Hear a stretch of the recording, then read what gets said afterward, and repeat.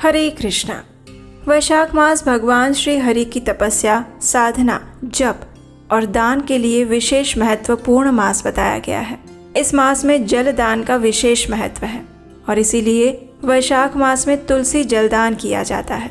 इस गर्मी के समय में जो भी मनुष्य वैशाख मास के धर्म का पालन करते हुए जल का दान करता है, प्याऊ बनवाता है, भूखे को अन्न भोजन और प्यासे को जल या शरबत प्रदान करता है, उसे अनंत गुना अधिक पुण्य फल की प्राप्ति होती है।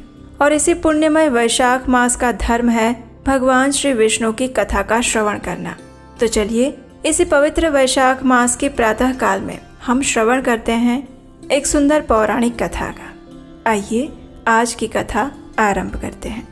श्रील सूत गोस्वामी ने कहा, हे मुनीश्वरों, जहाँ जानकी वल्लभ भगवान श्री रामचंद्र जी ने 9 पत्थरों की स्थापना करके सबसे पहले समुद्र में सेतु बांधा था, उस स्थान पर देवी पत्तन नामक एक नगर है। उसके किनारे पर ही चक्र तीर्थ स्थित है और इस चक्र तीर्थ की विशेष कथा का श्रवण हम हमारी वैशाख मास कथा की पिछली कड़ी में सुन चुके हैं। भगवान श्री राम ने शुभ मुहूर्त में अच्छे दिन को देवी पत्तन से कार्य प्रारंभ किया था। उन्होंने आरंभ में गणेश जी की पूजा की, महादेव जी की आज्ञा ली और फिर अपने हाथ से प्रसन्नता पूर्वक 9 पत्थरों की स्थापना की। इस प्रकार उनके द्वारा सेतु बंधन का कार्य आरंभ होने पर सभी वानरगण पर्वत, शाखायुक्त वृक्ष, शिलाखंड, काष्ठ समूह और तृण राशि एकत्रित करने लगे। विश्वकर्मा के पुत्र नल ने उन सबको लेकर महासागर में सेतु का निर्माण किया। उन्होंने 5 ही दिन में लंका के नजदीक पुल बांध दिया। उस सेतु की लंबाई 100 योजन और चौड़ाई 10 योजन थी और इस प्रकार नल के द्वारा वह पापनाशक पुण्यमय सेतु तैयार किया गया। देवीपुर के निकट जो 9 पत्थर गड़े हैं वही सेतु के मूल आधार हैं। मनुष्य वहां अपने पाप की शुद्धि के लिए स्नान कर सकता है। फिर चक्र तीर्थ में स्नान करने के बाद सेतु के स्वामी श्री हरि का पूजन करें। देवी पत्तन से लेकर जो सेतु बांधा गया है उसके कारण वो यथार्थ रूप से सेतु मूल कहलाता है। सेतु का पश्चिम किनारा दर्भशयन तीर्थ कहा गया है और पूर्व किनारा देवी पत्तन। ये दोनों ही सेतु के मूल हैं। दोनों को ही परम पवित्र, पुण्यजनक और पाप नाशक कहा गया है। जो भी मनुष्य जिस मार्ग से सेतु मूल को जाता है वे उसी मार्ग से उस मोक्षदायक सेतु मूल में स्नान करके फिर चक्र तीर्थ में स्नान करें। उसके बाद संकल्प पूर्वक सेतु बंधन तीर्थ में जाए। प्रसन्नता पूर्वक श्री रामचंद्र जी का हृदय में ध्यान करते हुए सबसे पहले सेतु को नमस्कार करें। उसके बाद सेतु वंदन का मंत्र इस प्रकार है। रघुवीर पदन्यास पवित्रीकृत पांसवे दशकंठ शिरच्छेद हेतवे सेतवे नमः। केतवे रामचंद्रस्य मोक्षमार्गैक हेतवे सीताया मानसाम्भोज भानवे सेतवे नमः।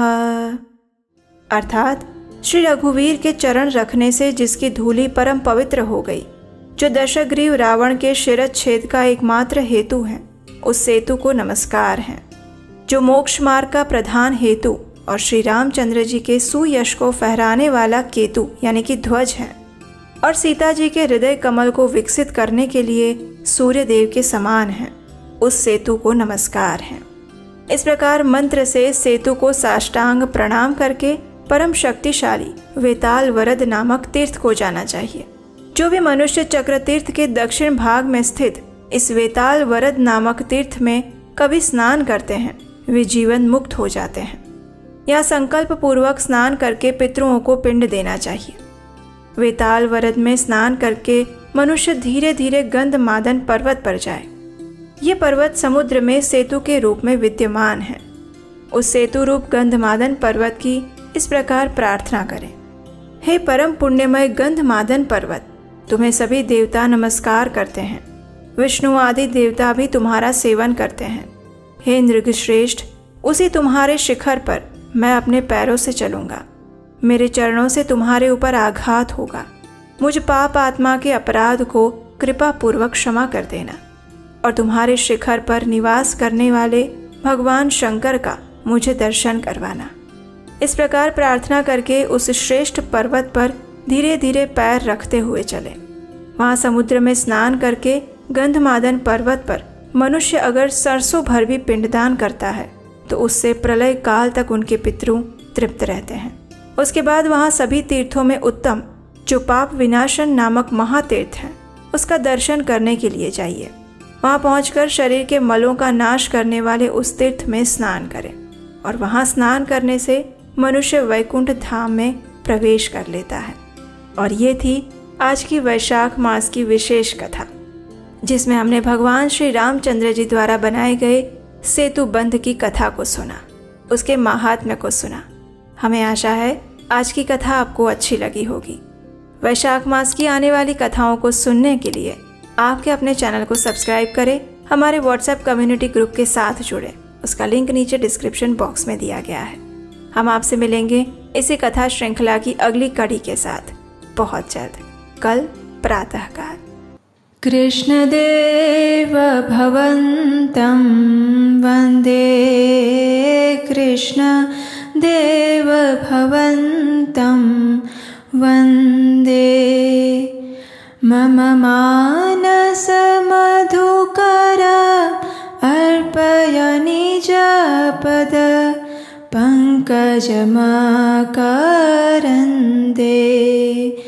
कृष्णदेव भवन्तं वन्दे, कृष्णदेव भवन्तं वन्दे। यद्यपि सीमाधिषु विधिरपि पश्यति न तव नखाग्रमरीचिम्। इदमिच्छामि निशम्य तवाच्युत तदपि कृपाद्भुतवीचिम्। कृष्णदेव भवन्तं वन्दे, कृष्णदेव भवन्तं वन्दे। भक्तिरुच्यति यद्यपि माधव न त्वयि मम तिलमात्री।